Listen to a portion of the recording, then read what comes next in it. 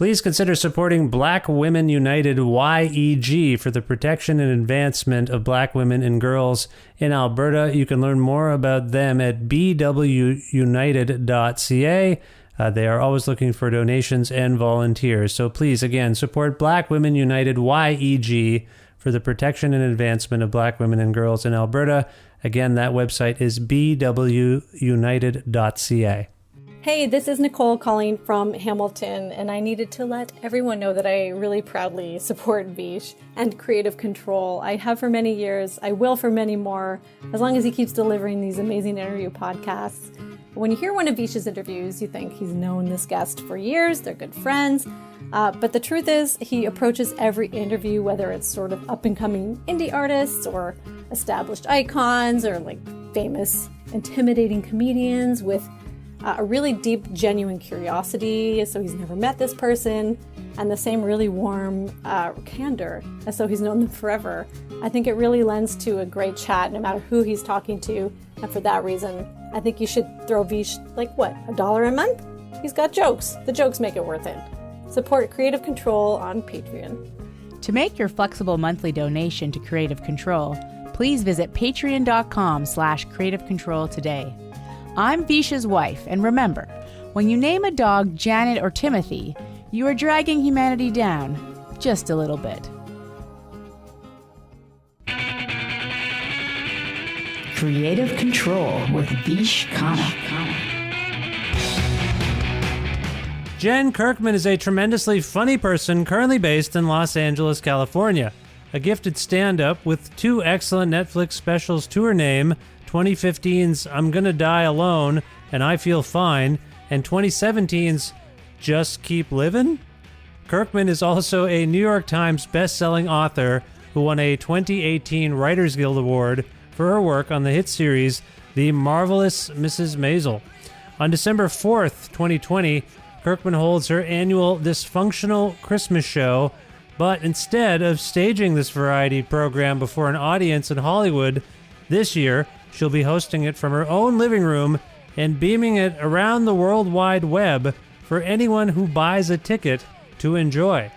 Jen and I connected recently for a good talk about American politics, what the COVID-19 pandemic has taught her, keeping up on social cues, trends, and staying cooler a little bit longer, whether she still loves stand-up, this year's Dysfunctional Christmas show and its special guests, future plans, and more.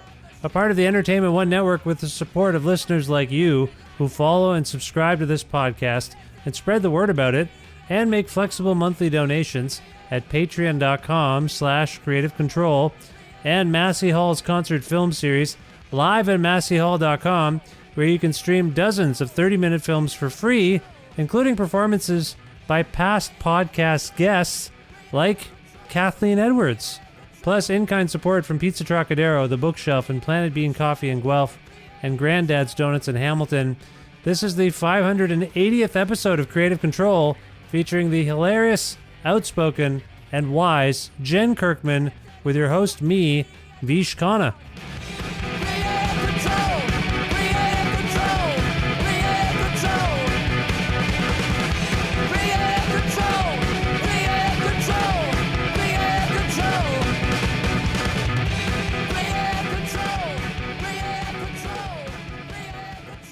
Hi, Jen. How's it going?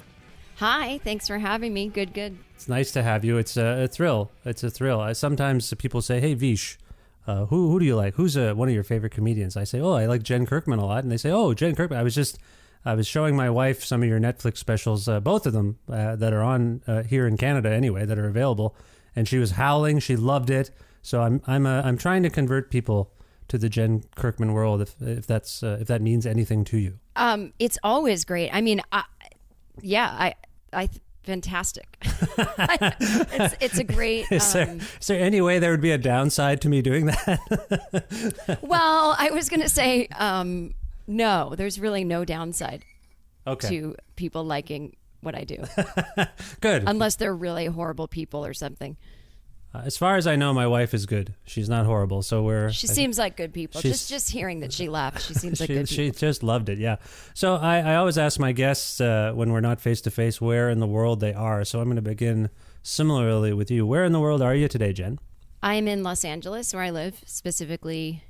Well, you know what? I won't say specifically. We don't need to get any stalkers after me in my neighborhood, but yeah, in LA where I live. In LA, okay. That's fair.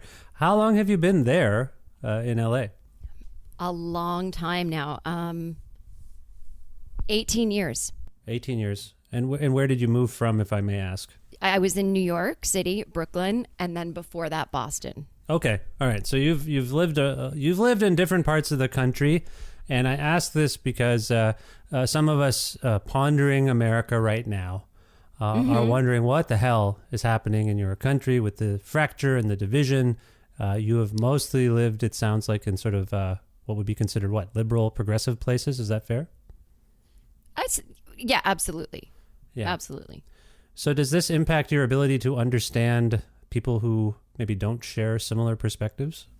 No, I can completely understand it. I don't agree with it. I think they're unnecessarily scared. I mean, I could go on and on, but I have people in my family who are Trump supporters. I mean, it all comes down to our country got divided by disinformation. I mean, we truly, truly won the Cold War with Russia when it came to nukes, and we're losing the second war that they've declared on us, which is active measures and disinformation. And I think the internet has helped them achieve that goal. And so I think we're going to be now a 50-50 divided country, but with more of an intensity than we've ever had before. I've never seen it like this than I have in the past 4 years. And I don't mean I haven't seen racism before. I don't mean that. I mean the inability to believe facts. And I hate to say on both sides, but it's different. It's certainly not the same on both sides, but I do see younger people who are getting really radicalized about politics, who just kind of don't understand the drippy, slow, incremental way that progress works. And if it's not good enough, they want to burn it down, which is exactly how, Republicans like Trump can get in power. Or not even Republicans, just psychotic dictators that know no party like Trump, and then people being convinced that the left is this radical group of socialists who want to take away your money is how Trump stays in power, and racism, homophobia, sexism, the whole thing. So it's exhausting, and I don't see any end to it. Yeah. To be honest. Yeah, as we're speaking, your president, or your current president, as we're speaking, has not conceded the election to Joe Biden. And he is, you talked about disinformation. He is kind of an avatar for, he's for trutherism of all stripes. And this has legitimized people that, and theories that, normally wouldn't be. And I guess I've had this conversation with a few people, musicians, comedians. Do you feel like this point we're at is the culmination of something, decades of this kind of polarization, mistrust, tribalism on both sides, I will say. We're getting into there's fine people on both sides, and I don't agree with that. No, and that's not what I mean at all. I truly mean that Trump's side is literally, to me, there are Nazis on his side. We don't have Nazis on our side, but I just mean that all people have been not radicalized, but all people have fallen for disinformation at some point. Yeah, it's true. It's just, I feel like maybe the progressive side, for whatever reason, has been portrayed as being a bit more sensitive to differing opinions. Whereas the more entrenched conservative side, these are generalities, of course, but the conservative side tends to not. They tend to dig their heels in, and I think that's where a lot of the frustration among left-leaning people, like myself, I think I will say my perception of you is maybe of that stripe as well. The frustration is that we have kind of just been taking this shit for so long from these people, and not really pushing back with similar amounts of mania and madness, you know, throwing theories at them. And for whatever reason, like, what is from your perspective, the fact that I understand what you're saying, like both sides, both sides of the political spectrum, if you will, if there are only two, end up being swayed by certain arguments. But what about the facts?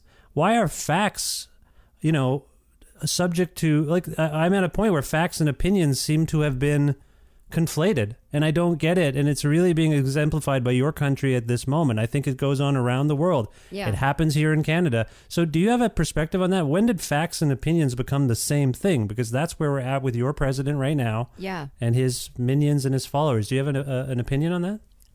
I mean, I would have to say, I don't even know if this is, and certainly not an original thought, but when Fox News, right, which is sort of an opinion-based, and now it's just a out and out what's the opposite of propaganda machine, and you know, and then it's like the correct opinion is Hitler is bad. But if you have someone on, let's say, MSNBC, which a lot of people would say is the opposite of Fox News, but I don't believe it is. I believe it's probably closer to just normal, what news used to be, you know.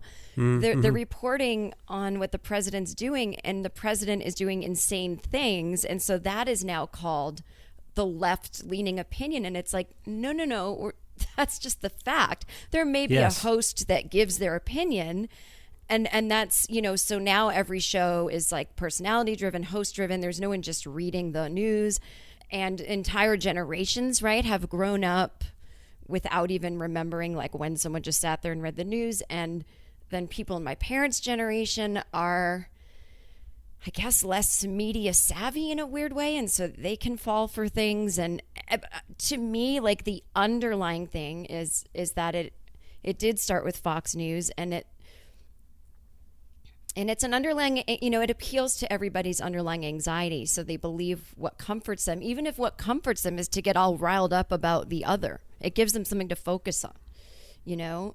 Yeah. Do you know Rick Wilson? Yeah, I know Rick. He was a conservative dude, and he is a conservative dude, but he's taken over, he's part of the Lincoln Project, and so he's gone from being, if I may, this is my sense of him, he went from being a race-baiting fucking asshole conservative guy completely to now saying, oh no, I have a moral center, and this guy, Trump, that's not right. That's not the Republican Party I signed up for, which to me, frankly, and I'm trying to control my temper here. As a Canadian, we're not supposed to be angry. I will say that it's laughable to me that this guy has swung around this whole Frankenstein. If you view Trump, he's, you know, for a lot of us, he's a monster, but he's a Frankenstein. He is the epitome of it. Easily swayed by Democratic opinions. He's been a Democrat. He's been a Republican. He is just an opportunist, and a successful one. And this Wilson and the Lincoln Project people are like, no, this isn't what we signed up for. Yes, he's you know, in a position where all of the policies we want and legislation we want, pretty much, you know, he's doing that stuff, but we can't handle him as an avatar of morality and conservatism in its truest form. But you guys created him. You created him when you worked for Bush. You created him when you worked for the Republican Party and fostered Fox News. Sorry, I'm ranting. Well, I was going to say that, you know, it really, he said something once that really explained what you asked me, which is that, and I'm not saying it's good or bad, but I believe that this is true, that when they were doing race baiting ads, you know, against Obama, what he said he was trying to do as a political operative, you know, and a soulless one for doing this, but he wanted to get the people that were racist to come out of the cracks and vote. And then the expectation was they'd just go back inside. Yes. And that has happened in the past, sure. But they, like you said, they created a monster.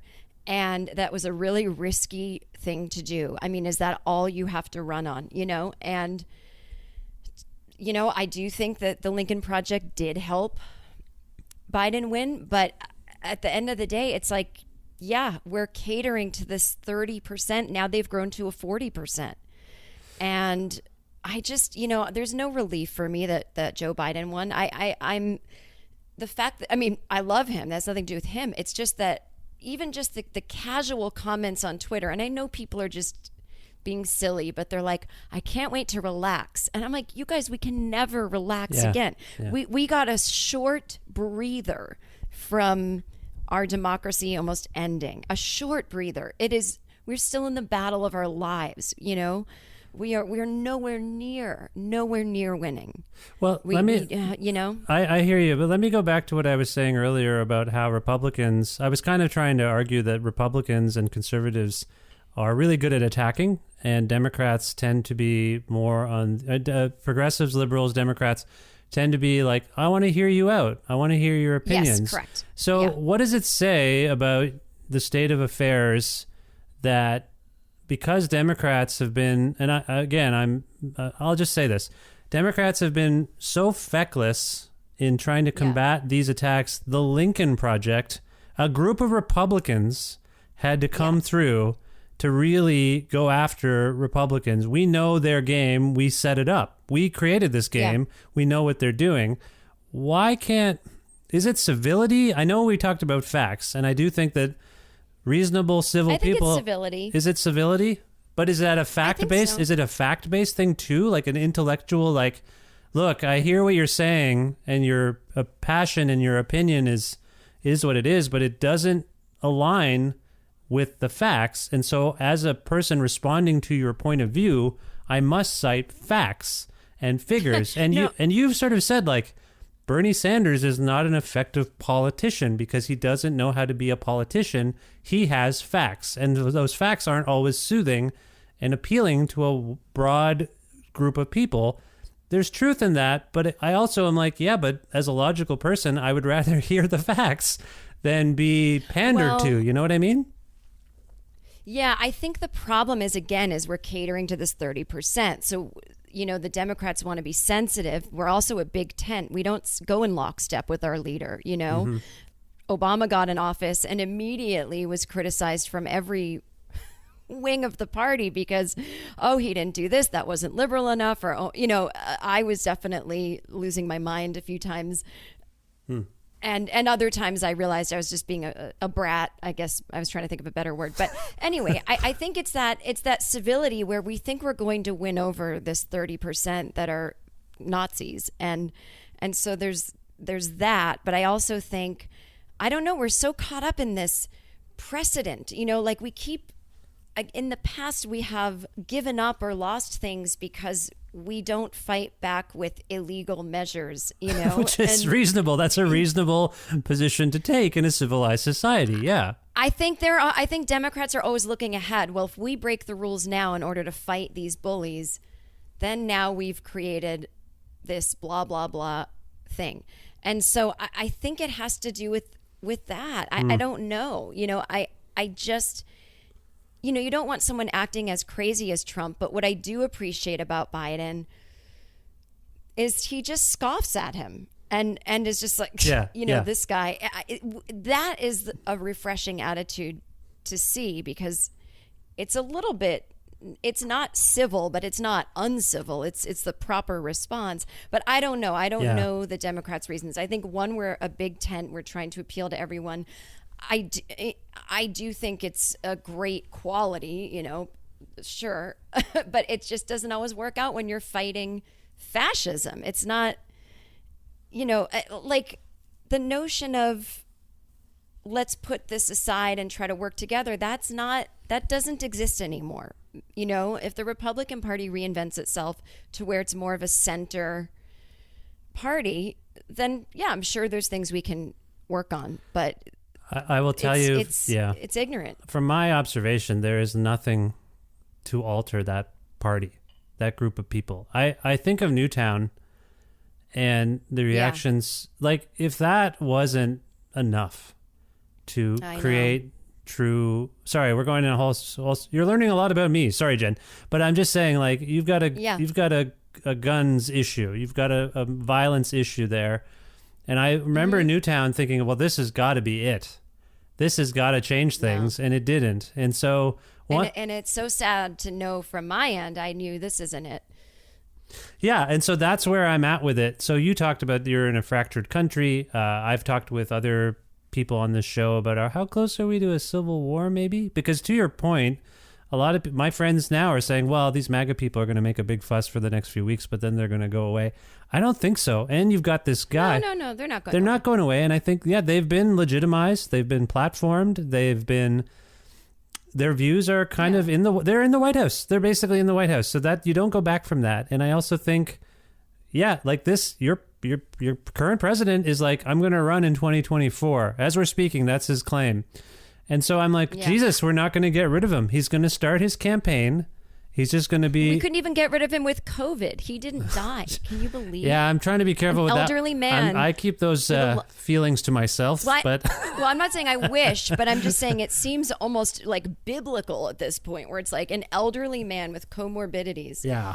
Didn't die when he got COVID. It's like, man, he's got some strong genes. Yes. And, he also has... Here's the thing. He may start to run, but he doesn't... He's just saying that, and they're just saying that to him. And he's not conceding because the not conceding thing is only to delegitimize the election, so that once Joe Biden is inaugurated, 40% of the country will think he stole it, and that's how they will behave for the next 4 years. They might find another leader. There probably already is one in some underground thing that we don't even know about, Well, evil is always a few steps ahead. So it's like, I don't think Trump can actually run. I do think he has dementia, and I think it's really going to start revving up. I agree. And accelerating. I agree. Yeah. I follow a couple of do you know this Tom Joseph fellow on Twitter? He's a I love following Tom Joseph. Okay. He's always right. He has been correct. He's like, yeah. He's been correct about Trump's decline. Yeah. It seems to be, pretty on point with just even the little things and that's why it makes me crazy when people keep asking the same questions. Why does he do this? Because he's a narcissist, very sick narcissist who has dementia. Those are your two answers. Goodbye. Everything else doesn't matter, Yeah. I'm with you on it. I moved. I wanted. I'll explain something briefly about myself here. My family and I moved from Ontario to Alberta. I'm calling you from Edmonton, Alberta. And this province, I've come to realize, I kind of, have you been to Alberta?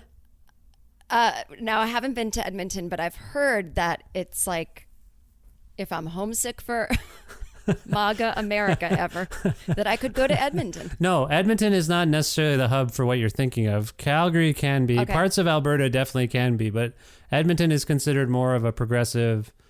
On some level, maybe I'm just basing it on the comedy club there that I've heard don't like performing at. There's a comedy club in I got here in January and then everything shut down. But I made this comment before. People were like, "Aren't you going to miss the shows and the restaurants in Ontario?" And I said, "Yeah, I guess I will a little bit." And then 2 months later, no one could enjoy that stuff. So I'm starting to feel a little magical, in an evil way, maybe my being is causing us to suffer, and I'm mad at myself is all I'm getting at here. But do you know, I have the same thing where I said last December, I really need a break from everything. I'm just very run down, and I don't like taking time off because there's always a million emails waiting and a million projects to start once you get back. I said, I need the whole world to shut down for a year. Yeah. Just so I can think and get some headspace. I said that in December to a friend, and so I always think this is my fault. How's that working out? Is it working out? I take. Yeah, it's been it's been great for me, but yeah. I mean, I'm half kidding, but yeah, the solace I take is that the bat had already been eaten by the time I said that, so it's not totally my fault. It can't be our fault.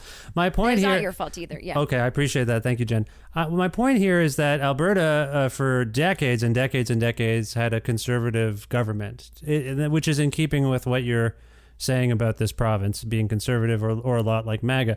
And then, somewhat recently, it went to, in Canada, we have the far left party here is called the New Democratic Party. And they won. after just decades of conservative. And so that's when I started to be like, you know what? My wife's family is from here. We've talked about maybe relocating. It's a long ways away, but I said, yeah, let's do it. You know, the NDP, that's cool. That's kind of interesting. But then now in charge is like something called the United Conservative Party, which is farther right than the old Conservative Party.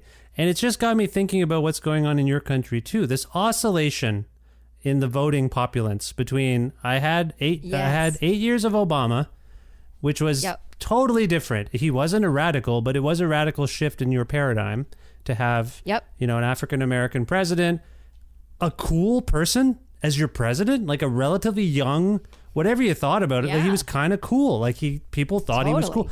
To go from that to just the 180, complete 180, it seems bizarre to me that we're in a zone where, to your point earlier, like how do we have an effective leader when the country is so split and swings so wildly in its moodiness in terms of who they want to vote for? Just voting for the change for the sake of change without thinking about the end game. So anyway, I just feel like your country and my province kind of in a similar boat, and I don't know what it says. Like, why are we just, does this say something about our general unhappiness? Like, I don't know how to explain it. Like, why are people just wildly trying different things every time they have the opportunity? It's weird.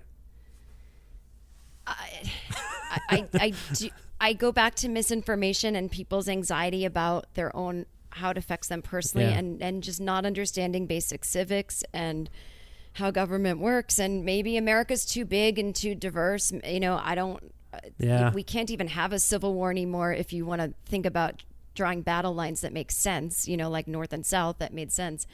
But no, it's like the middle of the country voted red. And the coasts, I guess, what is the term? Coastal elites? I don't know. Coastal elite, which is just. Well, I was looking at the map and I'm like, that's weird. Like, it's pretty much both coasts are blue, like almost, except for. It's really like a city versus country thing, you know, and. But again, like I've got to say, like no one in the cities is against rural America. You know, it's kind of a one-sided hate. Do you have a theory? Do you have any theories about why, you know, you've traveled the country? Do you have any theories about why rural America seems particularly entrenched in tradition and conservatism, if you will? Do you have any opinions on that or ideas about that? Not that I mean, I've gone all over the country, and honestly, every time I do, I don't see this hatred. You know what I mean? I don't see what I see on TV. It's there. I'm not denying racism or anything like that. I'm just saying, like, I mean, like, that sounded stupid. I just don't see this, well, you're from the big city. Like, I don't see that kind of condescension between country and city. But it comes out in the voting.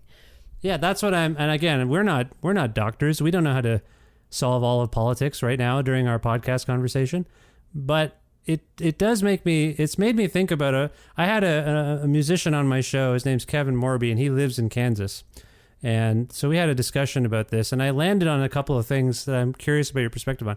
Farmers are involved in a very ancient practice. So any progress in the outside world, it doesn't really impact, maybe they get a new piece of machinery, maybe there's more supply sometimes, but they're basically getting up and doing kind of the same thing, and the world is changing, and they're also working like 18 hours a day. Yeah. You know, I'm generalizing, but if you're working at the same thing, it's an ancient practice, and the world is, you're not going to be so concerned about what pronouns to use and other kind of cultural sensitivities. You've got work to do. Do you think that's part of this somehow? I honestly don't know that I agree or disagree. I suppose, but I feel like that's I you know, I don't know. I'm from a working class family, and it's hard for me to say that because I think it sounds a little condescending, you know, like, but I know what you mean. I honestly just think it has to do with, you know, this notion that cut everyone who voted for Trump out of your life. If people know me and see me and understand me, then they might be more willing to just kind of notice on their own that there really is no threat or some, I don't know. The whole thing with that, like people are busy working, they don't care about pronouns. Maybe. I also think like maybe well, they I just didn't mean it disparagingly. I just meant that's a fact. If you're too, like, I feel like the working class they're busy. Those of us who work every day. Yeah. We're kind of busy. It's hard to stay on top of all the stuff that's changing. That's all I'm true. getting at. Yeah, there. that's true. I mean, I do think people need things explained to them. Like, I think basically this, for anyone who's scared of anything, whether it's pronouns or I don't know, is there's room for everyone. We're just making room. No one is taking anything from you. But, you know, I feel like just everything's been turned upside down. Like the post office isn't revered anymore like it used to be. It's so, you know, I almost long for this post World War II America, which I know I would not have much freedom in and is totally racist and homophobic. But I just mean in terms of basic things being respected, like the post office and Social Security. And, you know, basically our government breaks itself so that it can then sell the government is broken pitch to America, and then they vote for the anti-government people. And that just keeps going that way.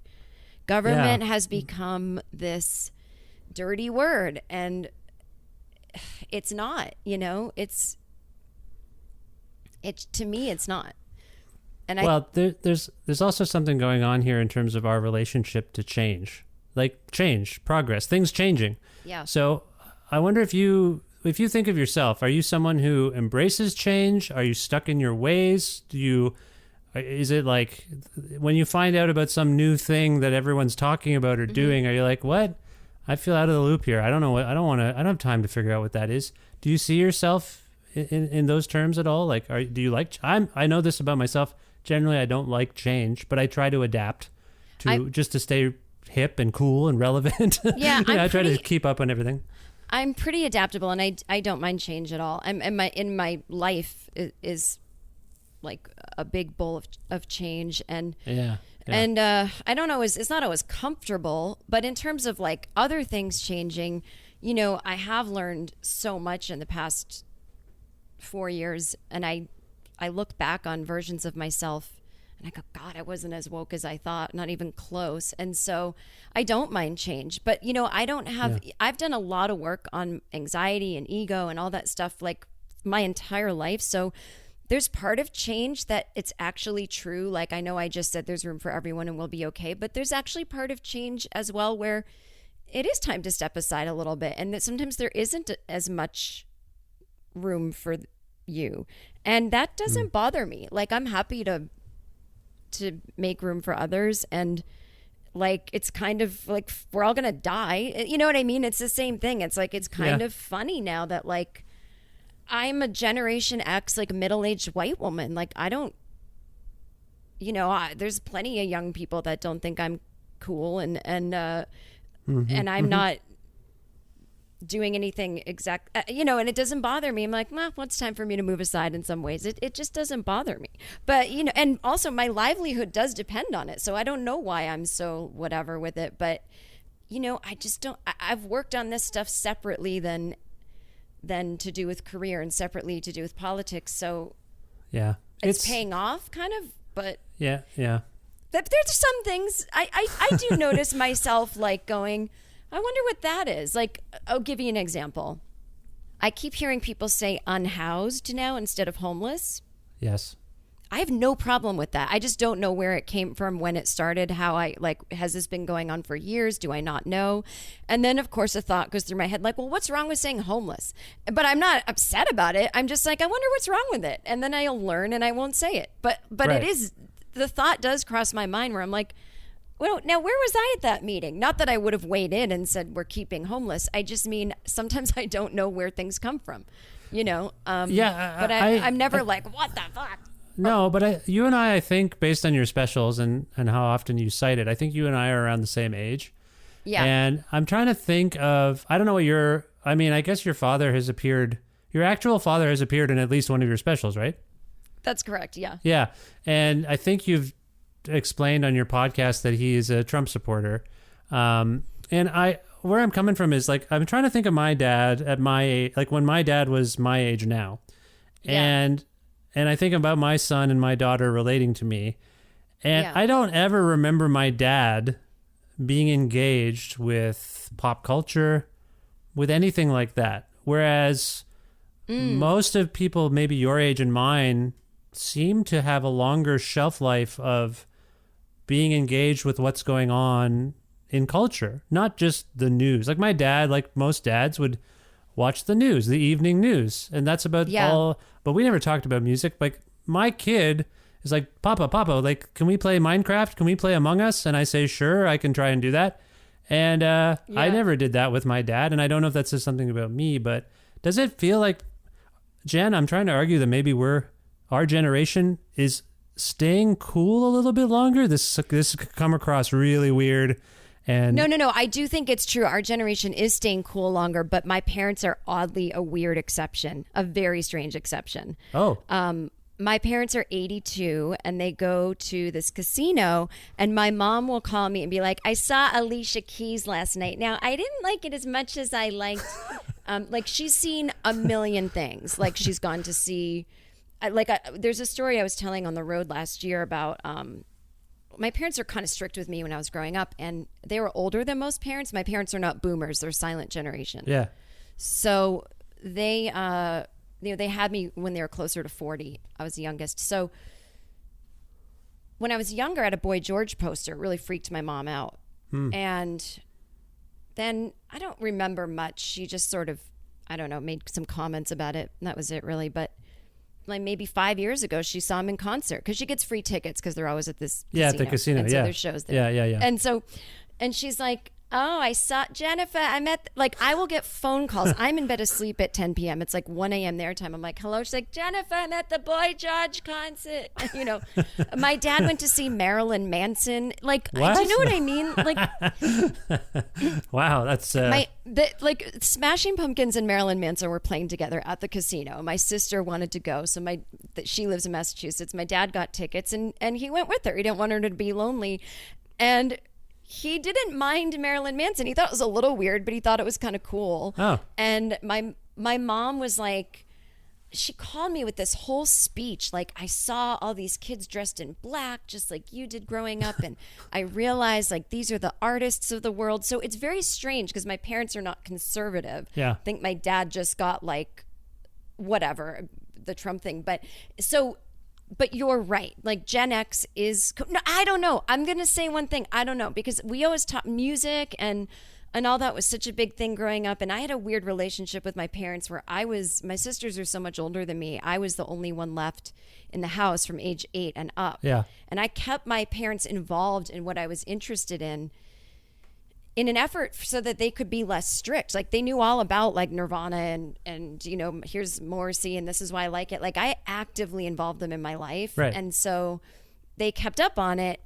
For me, though, as a Gen X, like, and I don't have kids, like I don't care what any new music is. I don't want to know. Mm-hmm. And if I know something, I'm like, you know, pretty proud of myself. But like when I see stuff on TikTok and people are dancing, I'm like, I don't know what that song is. So like we seem cool because like we don't like we dress cool maybe, but like I don't know that we're that cool. Well, I think it's as internet engaged people though, as I think you and I both are, you tend to at least get a sense of everything. Like it's like my friend says he never has to read he never has to read a news article because the headline tells him everything he feels. Like I got it, I figured it out. Similarly, like I'll see the TikTok video you're talking about, which was unspecific and unspecified, but as an example.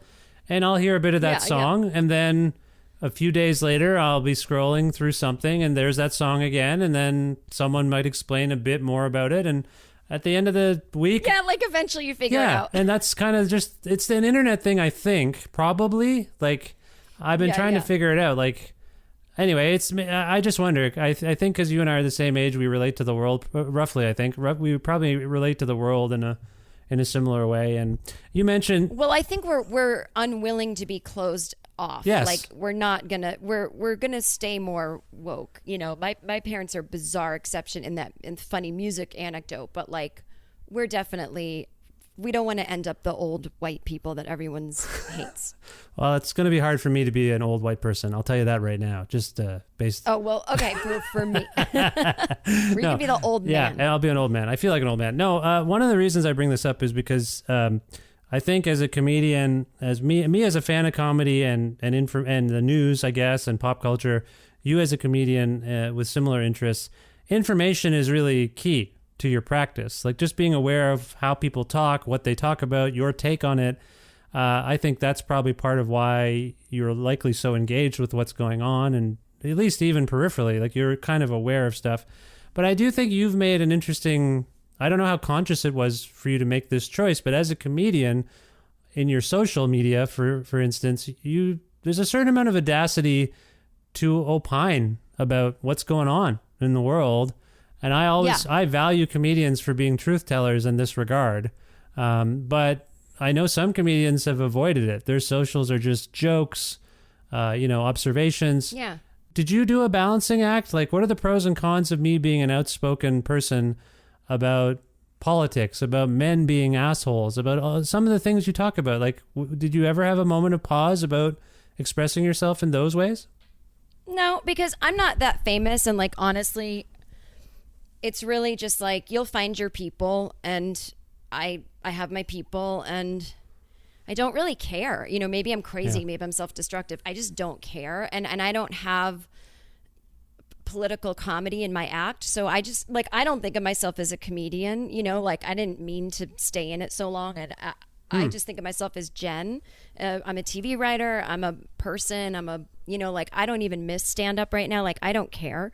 So I just opine because that's what I would do if no one knew me and I was just talking. It's like, it's just where I just am shouting into the wind, it's just become a weird habit. I think I used to try to do more jokes on Twitter, but that was in a different world, Yeah.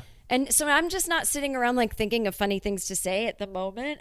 But yeah, and I do use it as a way to, the men's stuff, feminism stuff, I do use it as a way to culturally try to teach, but it's not it may have affected my tour numbers. I mean, they haven't been great, but I also think that has to do with there's just so many factors, but you're either huge or you're not, but I don't really worry about it because I don't know, my only living isn't stand up, but also just I'm just not that calculated, there's a lot of comedians that are basically sociopathic robots and they calculate everything. And I just don't. I've just always gone with how I feel, and I don't think I need to tell the truth or do anything like that. But I'm just I feel like the internet is its own world, and then when I'm on stage, that's a different world. And some people only know me from Twitter; they don't even know I do stand up. Some people just know my stand up. Some people know both, and they get the two world. You know what I mean? It's your living room might be one color, your bedroom might be another, and it's not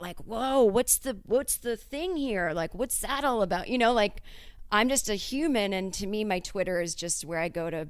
To me, Twitter is like a political tool, almost, Interesting. Or a connecting with people, it's kind of helped during the pandemic to just feel out where everyone's at, but it used to be something totally different for me, totally different, 10 years ago. Yeah, it's changed. It has changed for sure. It's interesting to me that so in the realm of stand-up, let's say you have a top 3 vocational descriptions of Jen Kirkman. I gather from what you were just saying, stand-up might be a bit lower on the list than some of us might expect. Is that fair to say? You don't think of yourself. I will say, I already gave you a compliment earlier about your specials. You're a wonderful stand-up. You're a fantastic stand-up. The writing and the performance of it all, you're great. So to me, to hear that you're I don't miss it. It's not even something I necessarily consider my maybe first job. Is that what you're kind of saying? It's on the list. Well, it's changed. I've been doing it 25 years, and I had some success during the years of those specials, but I taped those in 2014 and 2016 and wrote all the material you saw between 2010 and 2014. So I haven't, and I was on the road a lot the last couple of years, but it's unless you're huge, literally selling out 1,000-seat theaters, it's a lot of work. And I didn't know that 25 years in with 2 Netflix specials, I still wouldn't be huge. And I don't care about fame. I just want my life to be relatively easy. And it's just a lot of work to do 30 weeks a year to make what I could just make writing for TV, or even more writing for TV. And so I don't really think about it or plan my career. I just do what comes. And I've didn't ever plan to be a touring comedian. I didn't even really know that was a thing. Like, I just sort of kept stepping into things. And yes, I mean, comedy was always my first thing, but now it's like comedy is changing, and I tell stories and I do my podcast. So it's like, if I tour again, like, I'm not going back to clubs. Like, I've just had a radical shift since the pandemic and all that stuff. And it's like, I don't necessarily want to be part of the comedy world. It's just like full of jocks now and conspiracy theorists. And I don't think it's that cool anymore. And last year before the pandemic, I found I found that I didn't have a lot to say because, my first special is like, I'm divorced, I don't want kids, blah, blah. That was like 10 years of developing a self. And then everyone got to see it. And then the next special was like what had been going on. You know what I mean? Yeah, like, I do. While I'm performing, I'm going to die alone. I'm living what ended up being just keep living. Then after that, you get successful. You're working all the time. Your life just becomes work. There's zero to talk about. Like, so I'm going to need, more life experience. Like, people in my life will die. I'll go through menopause. I'll do that. You know what I mean? I'll get married again. I'll whatever. But I just haven't had a life. And so I don't really feel like I have anything to talk about. Not in a bad way. So what ended up happening organically during the pandemic was I started writing about anxiety, and I would send out this like giant 50-page PDF for anyone that needed it. And I started doing a newsletter and making these videos about it. And I can't say what it is, but I have a project coming out in 2021 that's like going to take up most of my time. That will be about like talking about anxiety. So it's like I'm trying to make a shift in my life because like I'm not this like stand-up geek. I just wanted to talk and be heard, and so however I can do it. And so it's like I'll do my like if I could be Fran Lebowitz, that's who I'd want to be. I just right. my mind is changing, and I don't think of things in terms of jokes anymore. If I'm funny, great. And I might change my mind, but like this obsession with comedy has just really stolen the joy of it from me for the past few years. I can see that even as someone who's attended, when I was in Ontario, there was the annual JFL 42 festival. And I love that festival. No, it was good. It's cool. It just, it was starting to feel like a chore somehow to go. And I feel like there is a bit of feeling that way. Like comedy is becoming a bit of for some of us, like I'm an ardent comedy fan, and it's hard to talk about it in this regard. But I know where you're coming from. It's kind of hard. It's not really tangible necessarily. Like you've pointed to a few examples of why, but it does feel. Well, it's also like once it becomes a job, it's like, and also like I have a life. Like I don't want to be gone all the time, like by myself, and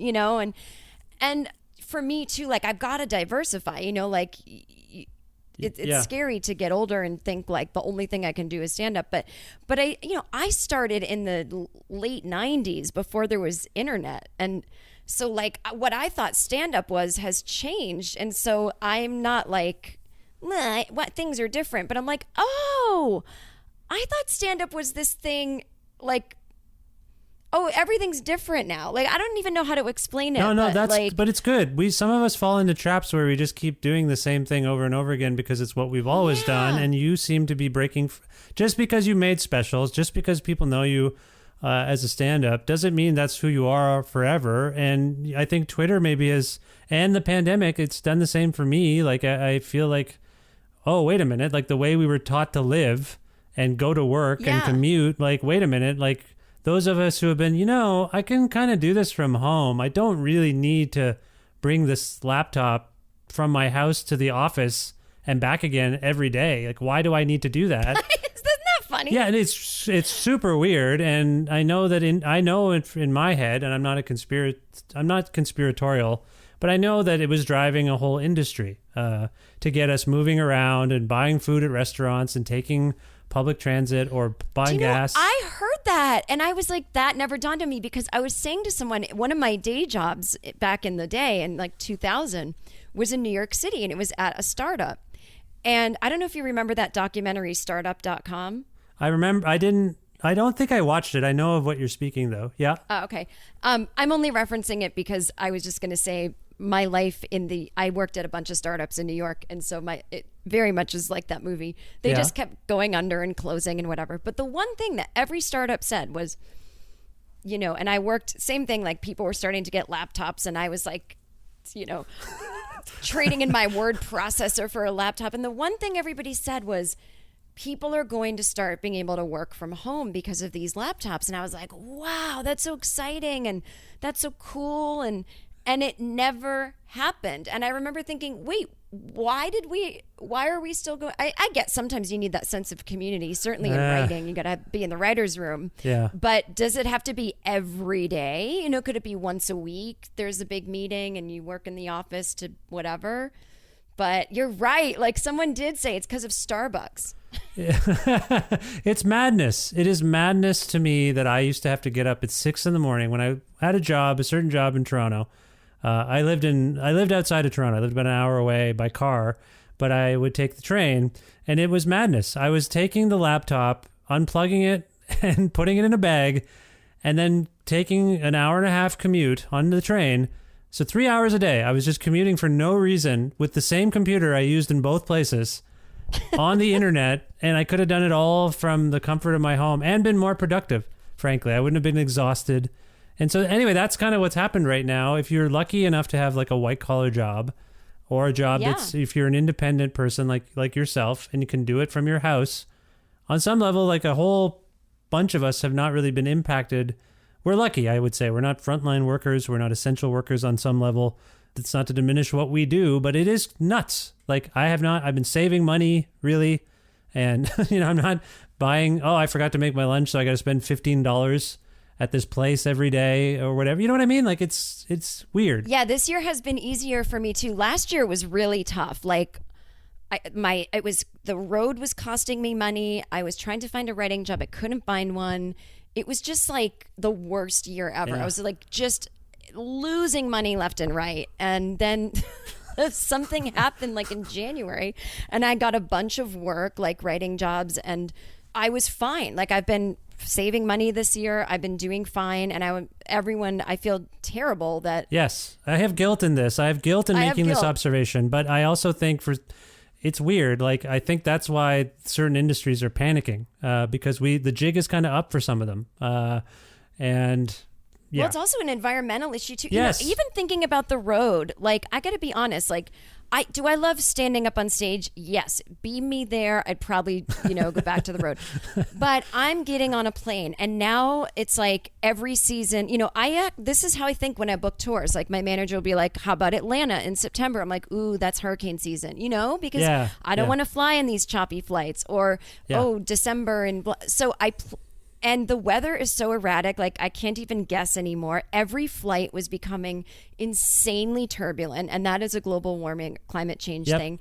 Yep. And there was just so much unpleasant travel that I was like, I'm spending 1 hour a night doing the part I love. And like, this is dumb. Like, I don't need to be, once in a while, like pick my 5 favorite cities. Sometimes that changes and hit them up every year. I think I would still love to do, but the constant traveling, I just felt like it's not the same because you have to commute when you're a road comic, but even just living in LA, so that point made no sense, but that was just me complaining. But like living in LA and seeing the mountains so clearly when we all stayed home for a month. Yeah, I saw those photos. And now everyone's back out and it's just back to normal. Like we learned nothing and I'm so angry about it. I am too. But there are silver linings on some level, and you have an upcoming event that is sort of taking advantage of this situation in a sense. I don't mean it in a nefarious way, but you are. I would say you sound when you talk about your upcoming thing on it's on December 4th, isn't it? It's a Christmas thing, yes. right? Yeah, it's a Christmas show. Oh yeah. When you talk about it, you have a little lilt in your voice, a joyful lilt. Like the whole world could actually attend this event for the first time ever. Can you tell us more about this event and what it is and how it's going to work this year?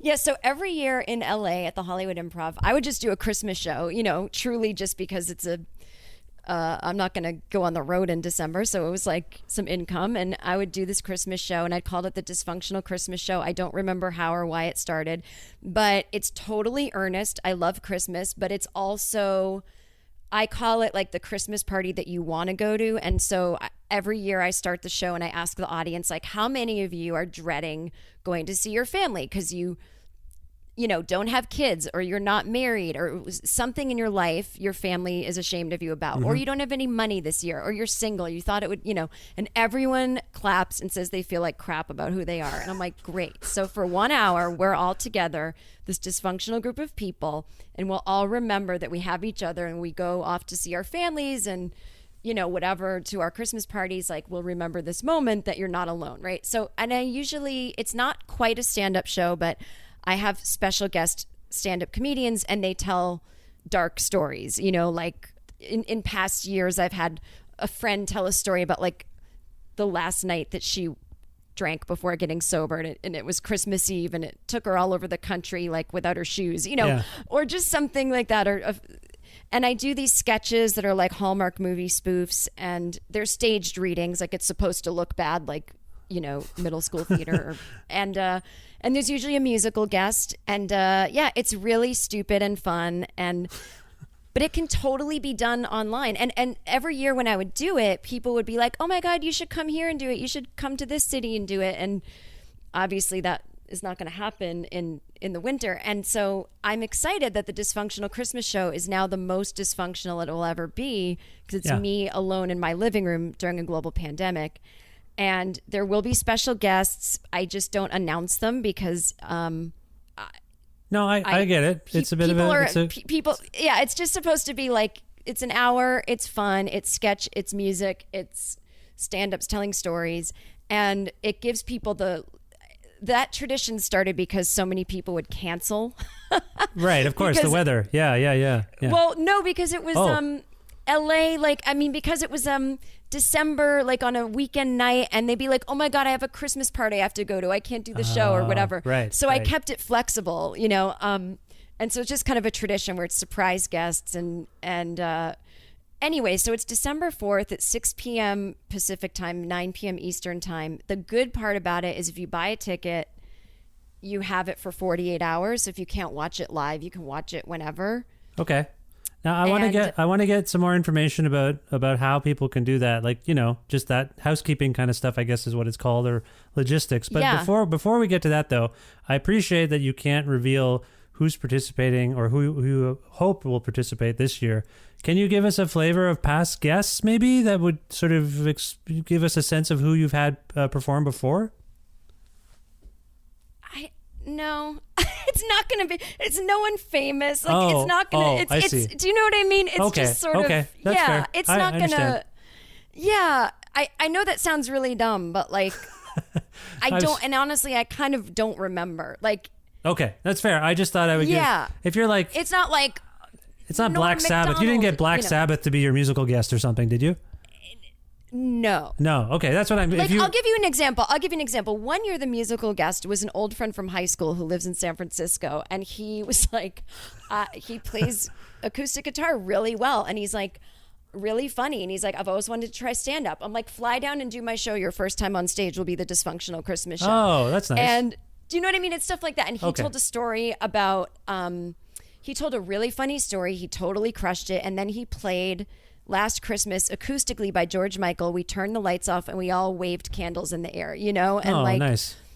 I've had friends of mine that have been in Hallmark movies, and I interview them, or people that I used to be on Chelsea Lately with, or whatever. Yeah. Like, so it's just sort of random. Actually, this 1 year, Kevin Nealon showed up at the Improv and was like, "Can I do?" He didn't know me at all. He didn't even know I was a stand-up, and he was like, can I just jump on and do a spot? I was like, this is like a curated thing. This is like a show.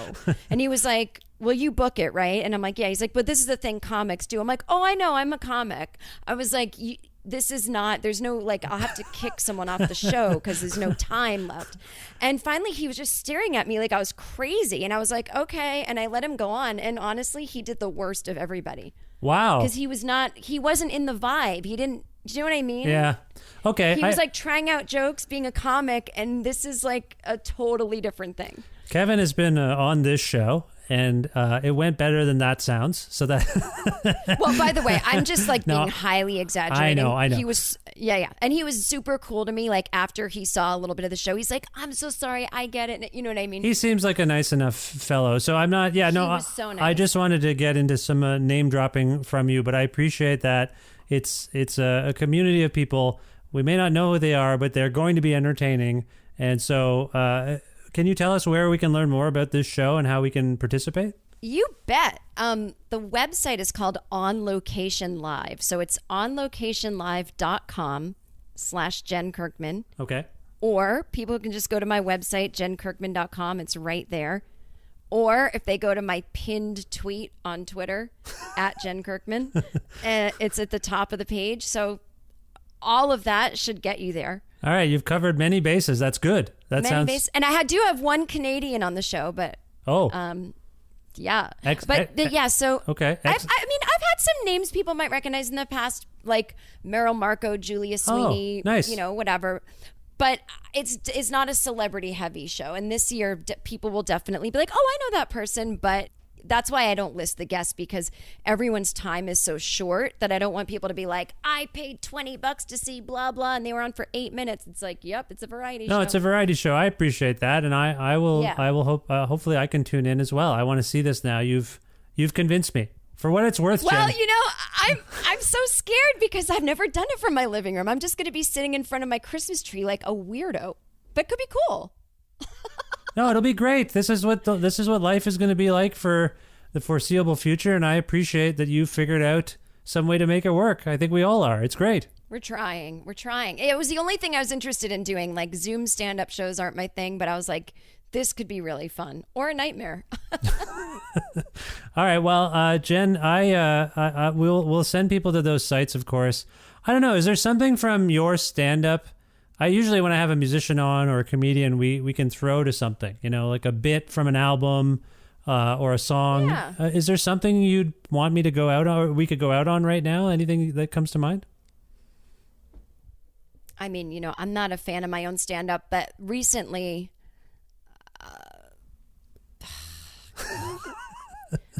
Am I putting you on the spot? I have this bit from my first special, I'm Gonna Die Alone, where I talk about climate change. And it's kind of at the beginning. Yeah. So you could go out on that. I don't want to spoil the punchline, but...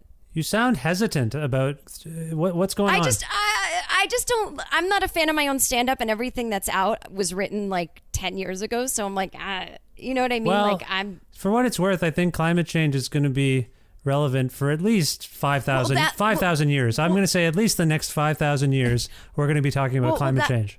That's why I brought up that one, because I like the punchline of that one, but it's not like my best work, but it's like... Topical.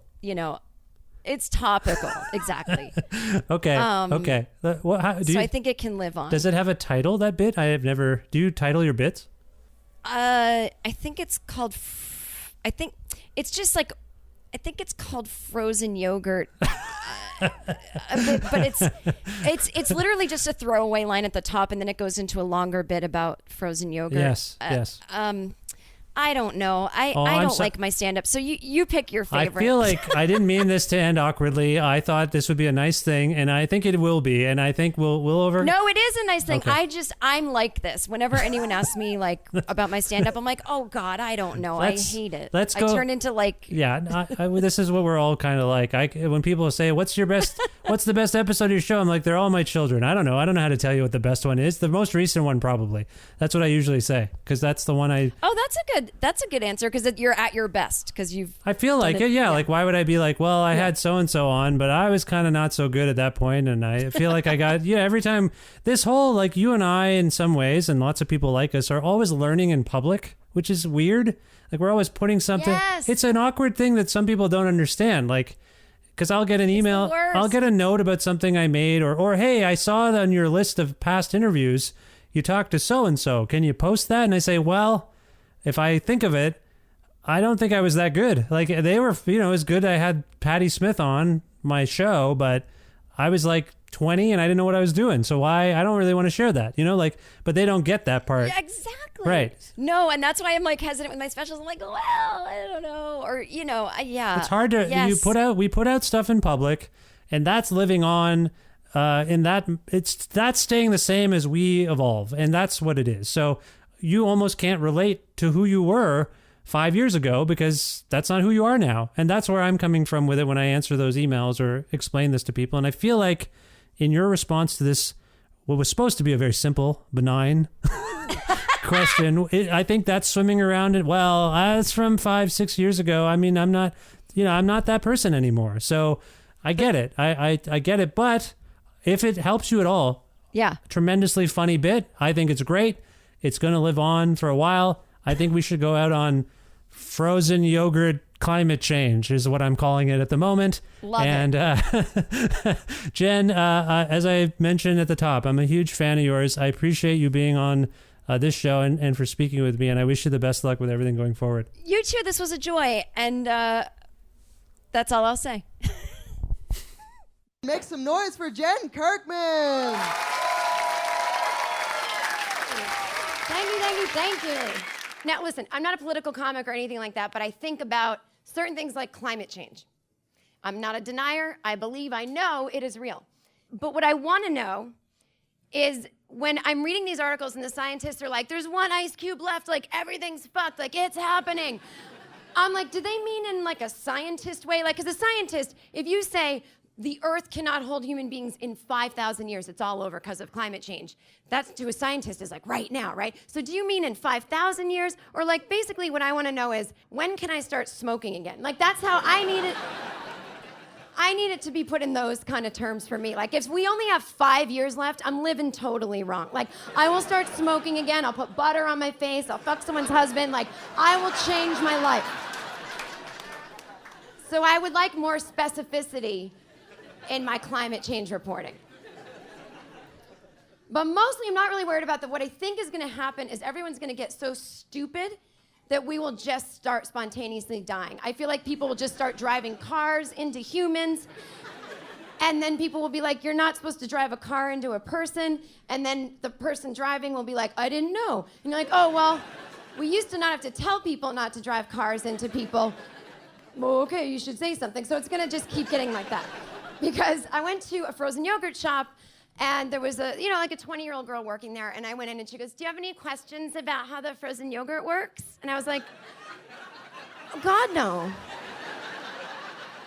And if I do, please shoot me in the face. Please end my life here in the store and tell everyone what a dumb question I had. Because I don't think she meant like how the molecular structure works. I think she really, and the thing is that's because someone came in there at one point with a question about how frozen yogurt works. Like somebody walked in and saw the handles and was like, it's like a cow or something. And, and they kept doing that. And then they're like, why is there cereal? And like,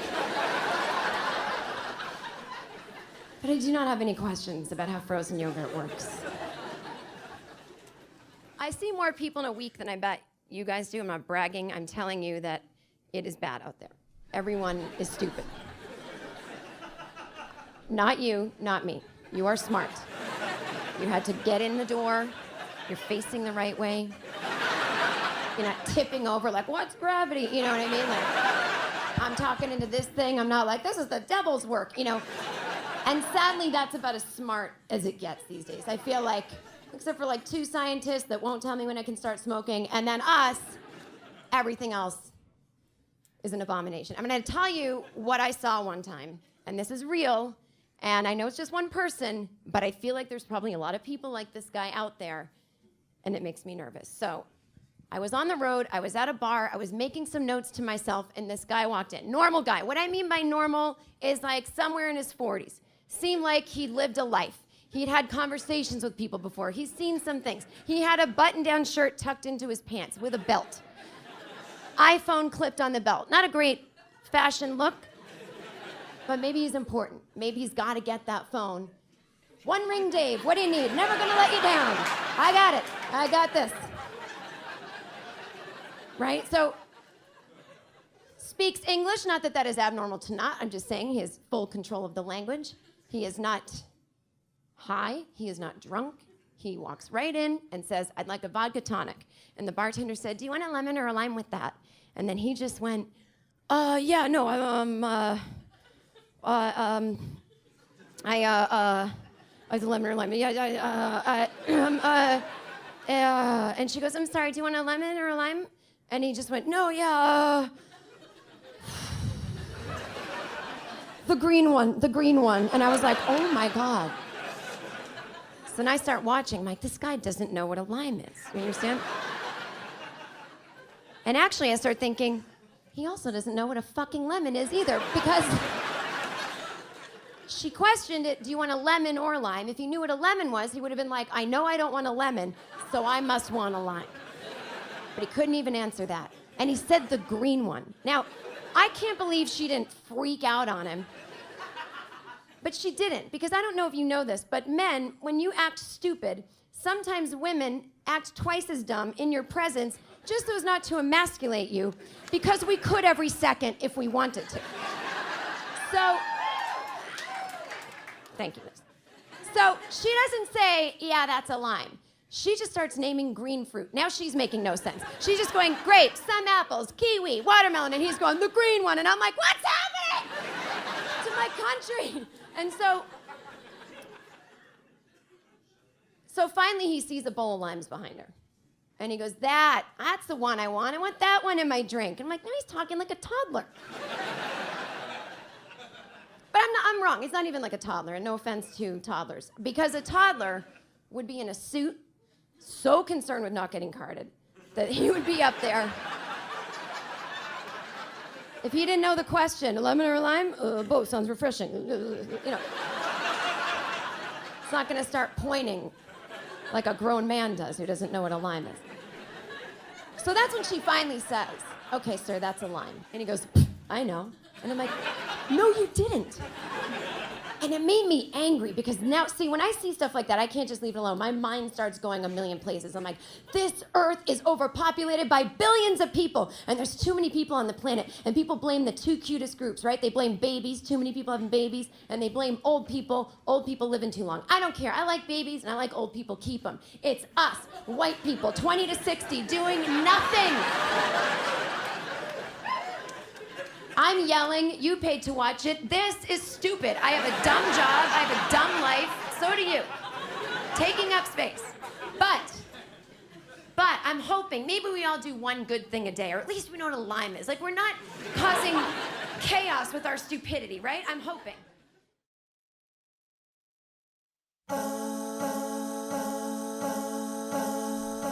All my thanks again to Jen Kirkman for being on this, the 580th episode of Creative Control, which is part of the Entertainment One podcast network and is available wherever you get your podcasts, Apple, Google, Spotify, what have you. It's on all of those things and other things that I don't even know about. I got an email the other day that said my podcast was doing well in sort of strange places. Hang on, let me see if I can find this. It was like from something called Pod Status, and I had never heard of Pod Status. Oh yeah, here it is. Yeah, the subject line was, Creative Control is ranking very well in Qatar. Your podcast, Creative Control, has good performance in some rankings the last 30 days. Position 1 in the category music interviews, Qatar. Position 1 in the category music interviews, Bulgaria. Position 2 in the category music interviews, Finland. Position 2 in the category music interviews, Rwanda.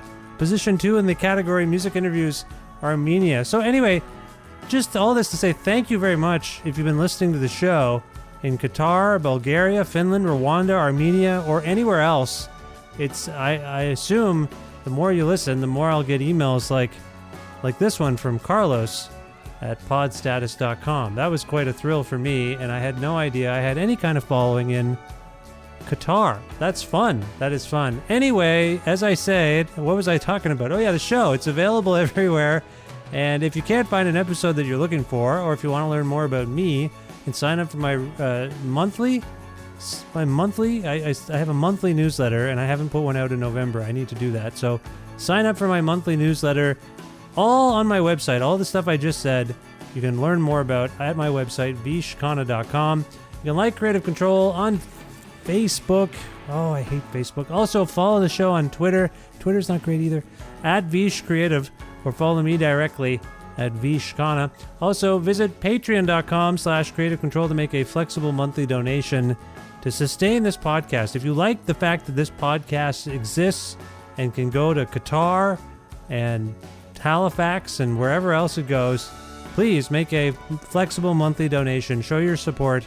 $1, $6 or more actually gets you exclusive content, so consider that. But whatever you can afford and whatever you feel comfortable with, patreon.com/creative control. Thanks again to live@masseyhall.com, where you can watch beautifully captured concerts by great Canadian artists. They just uploaded a new one for the first time since we've been having these kinds of, agreements in place. Kathleen Edwards, they just put up a new, I think it's going to be out this week. Yeah, there's a new Kathleen Edwards thing at live@masseyhall.com. So thanks to them. Thanks also to Pizza Trocadero, The Bookshelf, and Planet Bean Coffee in Guelph, and Granddad's Donuts in Hamilton for their in-kind support for this show. As always, my friend Jim Guthrie is a wonderful young man. He loans me some music of his that I can play on the show sometimes, and you can learn more about him at jimguthrie.org. And finally, thank you. Thank you for listening to this episode with Jen Kirkman, who I love. That was really fun. I hope you enjoyed it. And she's just great. If you haven't heard of Jen or seen her specials or anything like that, I recommend them. As I said to Jen, my wife and I were just enjoying them, and she's the best. Anyway, if you like this episode, there's lots more. There's 579 before it, so check them out, and follow the show, subscribe to the show if you like it, and tell your friends about the show, and maybe ask them to do those things as well. And that's it for me. I will talk to you very soon. Bye for now.